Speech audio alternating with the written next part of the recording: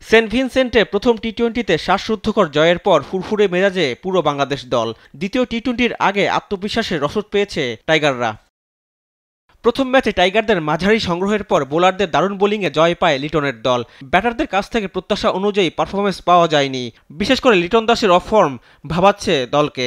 Top অর্ডারের অন্যান্য ব্যাটাররাও যে নিয়মিত রান পাচ্ছেন না, জয়ের খুব কাছে গিয়েও হেরেছে স্বাগতিকরা। তাই তো ব্যাটারদের মূল কাজটা করতে হবে।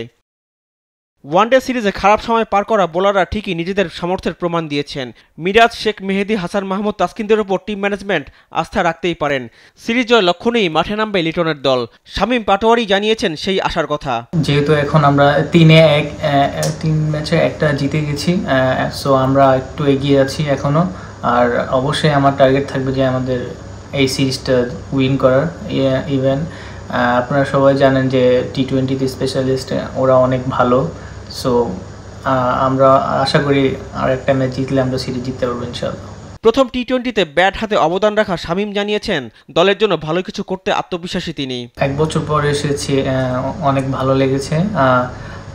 ফার্স্ট অফ অল আমার এই ইনিংসটা অনেক দরকার ছিল আমার জন্য, ইভেন আমার টিমের জন্য অনেক দরকার ছিল।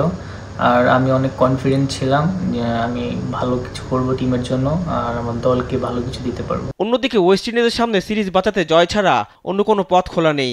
ক্যারিবীয়রা মরিয়া হয়ে থাকবে সিরিজে ফিরতে। পাওয়েল, ফ্লেচার, জনসন, চার্লসরা সেন্ট ভিনসেন্টে সেই চ্যালেঞ্জ নিতে চাইবেন। রিফাত আঞ্জুম, দেশ টিভি, স্পোর্টস ডেস্ক।